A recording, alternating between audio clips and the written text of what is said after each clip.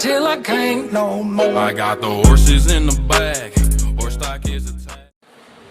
Hello, welcome to IMS। हम पढ़ रहे थे डिज़ाइन कंक्रीट स्ट्रक्चर चल रहा था हमारा, जिसमें हमने फुटिंग कर ली है, हमने स्लैब कर लिया है, हमने शियर कर लिया है, हमने फिर बाद में बीम भी कर लिया है ना। अब हमारा कॉलम बचता है, हमारा कॉलम भी है। कॉलम में अब कॉलम होता क्या है, कॉलम में कंप्रेशन मेंबर होता है। कंप्रेशन कैसे, कोई वर्टिकली होता है और इसके ऊपर स्लैब होती है। ये नीचे से भी जॉइंट होता है, ऊपर से भी जॉइंट होता है, दोनों तरह से फिक्स होता है ना कॉलम। क्वेश्चन में दे भी सकता है वो फिक्स है क्या है, ठीक है, लेकिन दोनों तरफ से फिक्स होता है और ऐसे करके अपने कॉलम बनता है, ठीक है। तो कंप्रेशन मेंबर और ये कॉलम अपनी एक ही चीज होती है। अपने कितने टाइप के होते हैं अपने टीम पे, square, rectangle, square and circular अपना होता है। देखा जाए तीनों के अपने जो होते हैं ना डिजाइन सिमिलर होते हैं, लगभग सिमिलर। ये इसमें ये तो लगभग बिल्कुल सिमिलर होता है, इसमें थोड़ा चेंजेस आते हैं हल्के सर्कुलर के अंदर, क्योंकि ये सर्कुलर होता है। स्क्वायर में लगभग डिजाइन बिल्कुल सिंपल होता है। और अपना दो तरह के और होते हैं अपने कॉलम, वो होते हैं अपने long column and short column. Long column और शॉर्ट कॉलम क्या होता है कि भाई अपने तो इसमें कोई इसकी साइंटिफिक एक तरह से वैसे इसकी डेफिनेशन है कि भाई जो इफेक्टिव लेंथ के डिवाइड करें अपन least lateral dimension. Least lateral dimension का मतलब क्या है भाई, अपने पास ये एक है, ये कॉलम है ना, ये अपने पास कॉलम है। तो ये कॉलम का ये जो कॉलम है जिसमें ये लेंथ, ये ब्रेथ और ये जो हाइट है, इनमें सबसे छोटी जो आएगी ना, जैसे अगर एल सबसे छोटी है तो इफेक्टिव लेंथ, अगर इफेक्टिव लेंथ 4 मीटर है और डिवाइड बाय लीस्ट लेटरल अगर एल कर दे तो एल अपने अगर 4 मीटर है तो 4000 mm हो गया, और एल अपना क्या 300 mm हो गया। तो इसका जो रेशियो अगर वो 12 से ज्यादा हो तो वो अपना बन जाता है लॉन्ग कॉलम। अगर वो इसका रेशियो अगर 12 से कम हो तो वो अपना शॉर्ट कॉलम बनता है। और अपना ये होता है, ऐसे करते हैं इसको, ठीक है। ऐसे अपने लॉन्ग कॉलम और शॉर्ट कॉलम समझ आता है। और ये अपने बेसिक चीजें होती है इसके अंदर। इसके अंदर कुछ टर्म्स समझना होती है। टर्म्स कैसे समझे भाई, ASC क्या होता है। ASC होता है यहाँ पे एरिया ऑफ स्टील ही होता है, यहाँ पे ASC एरिया ऑफ स्टील ही कह सकते हैं। और AC होता है एरिया ऑफ कंक्रीट, ठीक है। और जो AG होता है वो होता है अपना ग्रॉस एरिया, मतलब टोटल कॉलम का एरिया। AST इस कॉलम में कितना, ASC इस कॉलम में कितना कंक्रीट है ना, और AG इस टोटल का एरिया। इसका थोड़ा अगर अलग देखें तो क्या मैं कहना क्या चाहता हूँ उसमें, है ना, कहना ये चाहता हूँ कि भाई अगर अपने पास एक कॉलम है ना, अपनी ये कॉलम है, ठीक है, अपनी ये कॉलम है, तो कॉलम के अंदर स्टील कितना % होता है, स्टील होता है 1% स्टील होता है अपने कॉलम के अंदर, ठीक है। अगर 1% यहाँ पे स्टील हुआ तो बाकी का क्या बचेगा अपना, बाकी का बचेगा अपना 99 जो % बचेगा वो अपना बचेगा कंक्रीट, ठीक है। 99% अपना कंक्रीट बचेगा। और टोटल एरिया अपना कितना होता है, टोटल अपने को किसका कहते हैं, AG, total gross area AG कहते हैं ना। तो अगर अपने को इसका वैल्यू अपने को इसकी स्टील की वैल्यू और इसकी कंक्रीट की वैल्यू निकालनी है ना, तो उसको कैसे निकालेंगे कि भाई अपना जो स्टील है वो 1% ऑफ एरिया, मतलब टोटल एरिया का 1% होता है, मतलब 1% ऑफ AG होता है अपना स्टील, ठीक है। और 99% ऑफ 91% ऑफ AG अपना कंक्रीट होता है, मतलब 99% ऑफ AG अपना कंक्रीट होता है, मतलब ये स्टील हो गया और ये अपना कंक्रीट हो गया, ठीक है। तो ये अपनी इसकी एक तरह से वैल्यू आ गई। कैसे वैल्यू आ गई भाई, 0.01 इंटू का AG अपना हो गया एरिया ऑफ स्टील, और 0.99 AG अपना क्या हो गया, एरिया ऑफ कंक्रीट अपना हो गया। तो ऐसा अपने को यहाँ पे area of steel, area of concrete निकालना है। तो इसका अपन आगे जाके ज्यादा पता चलेगा। इसके अंदर मैं आपको डायरेक्ट न्यूमेरिकल भेजूंगा, क्योंकि इसका न्यूमेरिकल ज्यादा आसान होता है थ्योरी के मुकाबले, ठीक है। इसका न्यूमेरिकल सीधा स्ट्रेट है कि भाई कैसे करना, न्यूमेरिकल सीधा सामने दिया हुआ है भाई करना कैसे है, ठीक है। अपन धीरे धीरे देखते जाएंगे, ओके। सबसे पहले अपने को न्यूमेरिकल कुछ ऐसे दिया जाएगा। अपने को है ना हर एक टाइप का न्यूमेरिकल 2 तरह का बनता है इसमें, लेकिन डिजाइन सेम ही होती है, ठीक है। दे दो तरह के, जैसे अगर रेक्टेंगल रहता है तो रेक्टेंगल 2 तरह सॉल्व होगा, अगर स्क्वायर है 2 तरह सॉल्व होगा, सर्कुलर है तो 2 तरह सॉल्व होगा। कैसे सॉल्व होगा मैं बताता हूँ, ठीक है। अपना यह डिजाइन ने column to carry an actual load of 100,000 kiloton, use M20 and FE 415 length, ठीक है। अपने पास ये अपने को दे रखा है FE एंड 415 लेंथ, और लेंथ इसकी क्या है अपनी 3.5 मीटर। 3.5 मीटर अपनी इसकी लेंथ है, और ये बोथ एंड पे फिक्स है। अब यहाँ पे क्वेश्चन कौन कौन से बनते हैं मैं बताया भाई, दो तरह के क्वेश्चन बनते हैं। दो तरह के क्या क्या बनते हैं, एक तो ये कि भाई ना तो अपने को इसमें इसकी लेंथ कॉलम की ना तो लेंथ दे रखी ना ब्रेथ दे रखी, मतलब इसका एरिया नहीं निकाल सकते अपन। क्यों? ग्रॉस एरिया अपने पास लेंथ है ही नहीं, लेंथ तो ब्रेथ है ही नहीं इसकी, तो ग्रॉस एरिया कैसे निकालेंगे? तो उससे अपने एएसटी बेएसटी मतलब सारा काम बेकार हो गया बोला हुआ जो, ठीक है।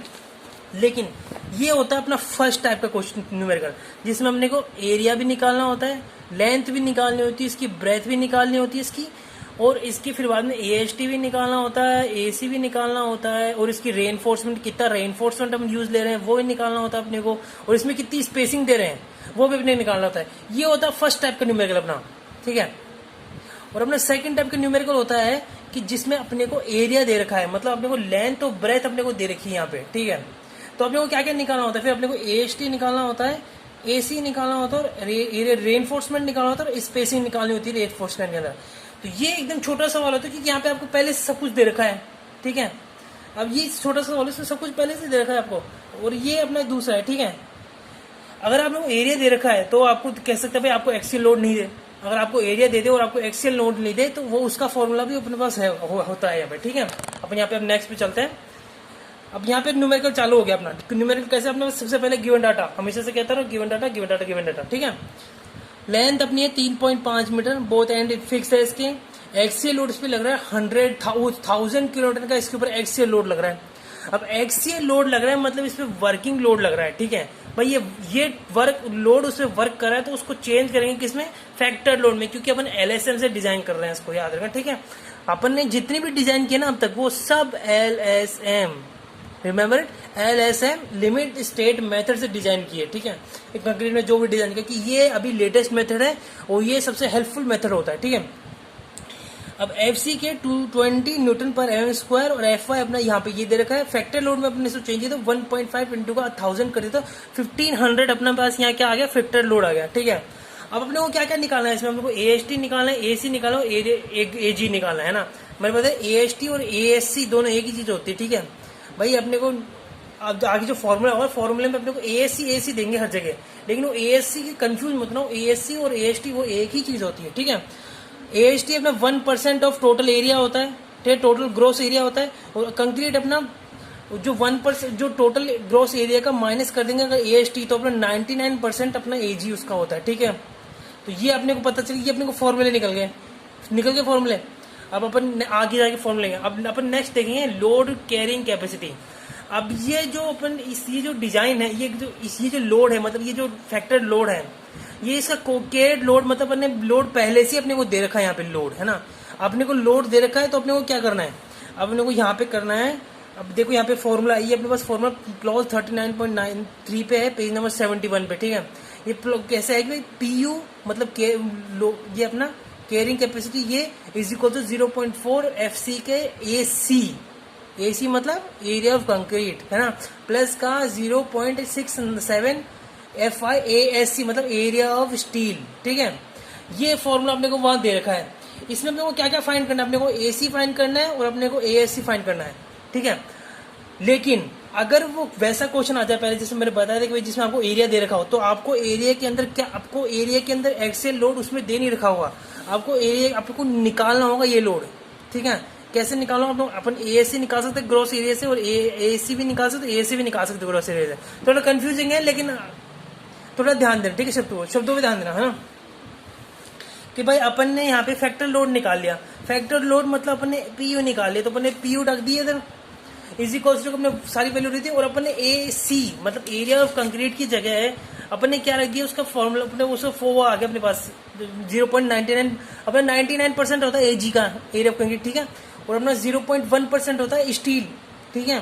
तो ये अपना ये बन गया अपने पास, और अपन ने AG बाहर कॉमन ले लिया, दोनों को जोड़ के मल्टीप्लाई करके जोड़ दिया, तो अपने पास 140.18 into 10³ mm square total gross area अपने पास आ गया। अब यहाँ पे जो यूज हुई है ना वो ये सिंपल मैथ, इसमें मैथमेटिक्स यूज हुई है सीधे। भाई अपन ने एक अपने पास x नहीं है, मतलब मान लीजिए ये अपने पास ये x नहीं है, अपन ने x कॉमन लेके, दो जगह x नहीं है तो अपन ने x कॉमन लेके इसका आंसर निकाले और x की वैल्यू निकल गई अपने पास। ऐसा अपने पास यहाँ पे, ठीक है। अब अपने पास x निकल गया, और x किससे बनता है, b मल्टीप्लाई बाय d से, मतलब एरिया किससे बनता है, b मल्टीप्लाई बाय d से।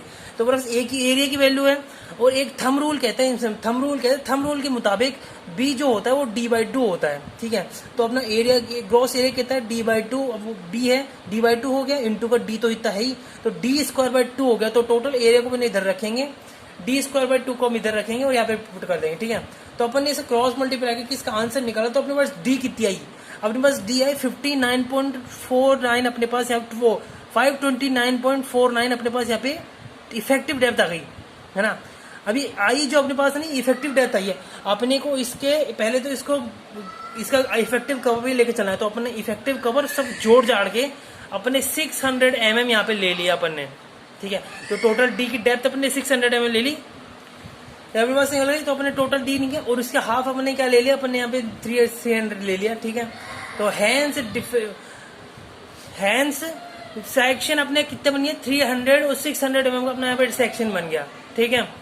300 600 का सेक्शन बन गया अपना यहाँ पे। अपन यहाँ पे सेक्शन अपना ये बना है, तो अपने को अब ये सेक्शन चेक करना है कि भाई ये सेक्शन सही है कि नहीं है। भाई अपने ये जो लिया है, अज्यूम किया है, ये अज्यूम भी सही है कि नहीं है, कि इसको चेक कैसे करेंगे। इसको चेक करने का अपने पास वो होता है, उसे कहते हैं मिनिमम इसेंट्रिसिटी, ठीक है। इसको चेक करने का, है ना। अब इसको चेक करने से पहले मैं आपको एक चीज बताना चाहता हूँ कि अपन ने इतना लंबा फॉर्मूला इस्तेमाल किया, ठीक है। अपने क्या निकालने है, बी और डी निकालने के लिए। अगर आपने वो न्यूमेरिकल बी और डी दे रखा है, तो अपने ये फॉर्मूले की जरूरत ही नहीं पड़ेगी अपने को, ना तो अपने को इसी स्टेप की जरूरत पड़ेगी, ना अपने को इसी स्टेप की जरूरत पड़ेगी। इसकी तो पड़ेगी क्योंकि अपने को वहां पे लोड तो निकालना ही पड़ेगा, वहां पे अपने पास ये चीज आ जाएगी पहले, ठीक है। तो ये होता है, और अगर इसके बाद अपने को इसकी चेक करने की जरूरत नहीं पड़ेगी, क्योंकि वो पहले से ही अपने पास वहां से दे रखी डायमेंशंस, तो क्वेश्चन और छोटा हो गया, ठीक है। अब यहाँ पे अपने देखो 0.5 ये अपने पास यहाँ पे है, अपने पास अब निकालनी है, अपने को क्या निकालनी है, अपने को मिनिमम इसेंट्रिसिटी, वो चेक करना है। जो मिनिमम इसेंट्रिसिटी आएगी वो बड़ी होनी चाहिए, है ना, वो बड़ी होनी चाहिए 20 से। अगर 20 से बड़ी हुई तो ये आपका सेफ है, अगर 20 से बड़ी नहीं हुई तो आपको सेफ नहीं होगा। तो उसका क्या होता है, एल इफेक्टिव ये अपने पास है डिवाइड बाय 500 प्लस का 600 डिवाइड बाय 30, तो टोटल डी है ना। तो अपने पास इसकी वैल्यू 27 आई, 20 से ज्यादा आई, तो हैंस ओके, मतलब यहाँ पे अपना सेफ है यहाँ पे, ठीक है। अब स्टेप 5 अपना क्या है, कैलकुलेट AST। अब AST कैलकुलेट करना है, अपने पास एक ग्रॉस एरिया निकल गया, अपने पास क्या निकल गया, ये है ना, इन दोनों को मल्टीप्लाई करो, अपने पास ग्रॉस एरिया आ जाएगा। अब हम ग्रॉस एरिया को यहाँ पे निकालेंगे, ग्रॉस एरिया क्या बनेगा इसका, और यहाँ पे AST कैसे निकालेंगे, 0.1 का एरिया का, ग्रॉस एरिया का 1%, तो अपने 0.01 को मल्टीप्लाई करेंगे इसके एरिया से, ठीक है। तो अपने पास क्या, अपने पास है 1800 अपने पास यहाँ पे आ गया, ठीक है। 1800 mm स्क्वायर अपने पास यहाँ पे एरिया ऑफ स्टील आया, अपने पास 1800 mm स्क्वायर, ठीक है। अपने पास क्या, अब एरिया ऑफ कंक्रीट निकालना है, वो होता है 99% ऑफ ग्रॉस एरिया, है ना। तो अब यहाँ पे अपने 99% 300 मल्टीप्लाई पे इसको करके, तो अपने 178.2 इंटू 10⁻³ mm स्क्वायर यहाँ पे अपना एरिया ऑफ कंक्रीट आ गया, ठीक है। ये बन गई, एक स्टेप बन गई, ये आपका AST निकल गया यहाँ पे, ठीक है।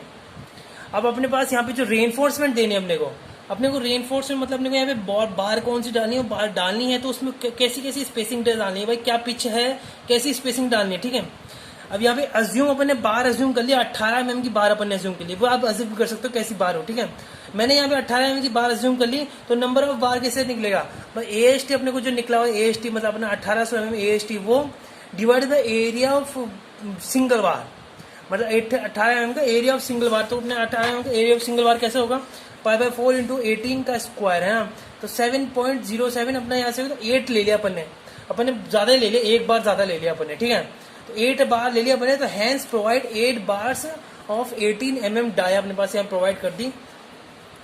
और अपने जो लेटरल टाई है, मतलब उसके जो चारों तरफ एक तो बार ऐसे ये खिंच रही है, और उसकी लेटरल टाई वो 6 mm की ले ली। मैं बताता हूँ क्या चीज है, ठीक है।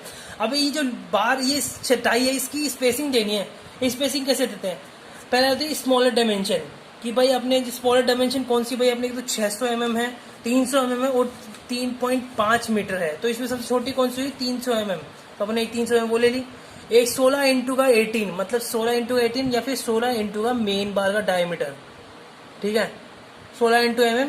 और फिर बाद में एक ये कौन सी बार, लेटरल टाई का diameter multiply by 16 multiply by main बार का डायमीटर, और 48 मल्टीप्लाई बाय लेटरल टाई का डायमीटर, ठीक है। ये इसकी वैल्यू, और बार में 300 mm तो होता ही है अपना, ठीक है। तो इनमें जो सबसे मिनिमम होगी वो अपने यहाँ स्पेसिंग ले लेंगे। तो अपने पास ये आया, तो अपने पास ये क्या चीज आई, ठीक है। अब मैं बताऊँ ये क्या चीज आई अपने पास, देखते हैं, ठीक है। अपने पास 8 mm की वो आई है और 6 mm की डाई ये आई है ना। तो अब ये कैसे पता देखेंगे, ठीक है।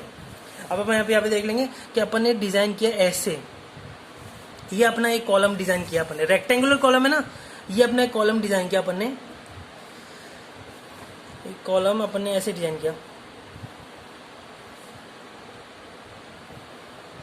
यहाँ कॉलम है, इसमें बार लगाई अपन ने कहा, एक ये बार, मतलब ये और ये फर्स्ट बार, और ये दूसरे 1 2 3 4, तो 4 और 4 8 बार हो गई है ना, विद इफेक्टिव कवर। ये इफेक्टिव कवर कर देते हैं अपन, 8 बार हो गई इफेक्टिव कवर के साथ।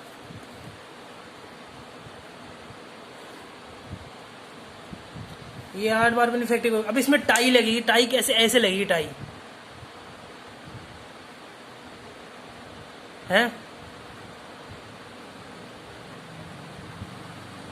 ये कैसे लगेगी देखना। अब ये टाई ये लग रही है, तो ये अपने पास, ये अगर इसको वो वैसे देखें अपन, तो ये ऐसे जा रहा है कॉलम, और कॉलम में ऐसे अपनी बार्स जा रही है यूं, ठीक है ना। अब इसमें जो ये अपनी मेन बार जो हुई, ये अपनी मेन बार कौन सी, 18 mm की हो गई। जो ये मेन बार है, ये जो ये मेन बार है ना, ये अपनी 18 mm की हुई है, ठीक है। और जो इसके ऊपर जो टाई लग रही है ऐसे, ये जो अपनी टाई लग रही है ना ऐसे यूं, ये अपनी 6 mm की हो गई। और इनके बीच की जो डिस्टेंस है वो 288 mm, मतलब वो स्पेसिंग आ गई, पिच बोलते हैं उसको, स्पेसिंग आ गई वो, ठीक है। तो ऐसा करके अपना यहाँ पे न्यूमेरिकल बनता है ये, ठीक है। और ये और वो स्क्वायर सेम क्यों होता है, ये और स्क्वायर सेम इसलिए होता है कि भाई अपने स्क्वायर में सिर्फ एक ही डिफरेंट आता है। क्या डिफरेंस आता है कि भाई ये चीज है ना, इसमें ये क्या चीज आएगा, यहाँ पे बी और डी एक ही चीज होती है, वहां पे बी स्क्वायर हो जाएगा, बी स्क्वायर हो जाएगा तो ए जी के ऊपर रूट लग जाएगा, ठीक है। अपने पास वहां पे बी की वैल्यू अपने पास वैसे आ जाएगी। तो ऐसे करके अपने पास यहाँ पे हो जाता है ये, ठीक है। बाकी सब स्टेप टोटल सब कुछ सेम चलता है। अपन ने यहाँ पर रेक्टेंगुलर और स्क्वायर देखा जाए तो दोनों कर चुके हैं। अब नेक्स्ट वीडियो के अंदर मैं सर्कुलर बार कराऊंगा मैं, और ये इसके नोट्स आपको इसके डिस्क्रिप्शन बॉक्स में मिल जाएंगे। Thank you very much.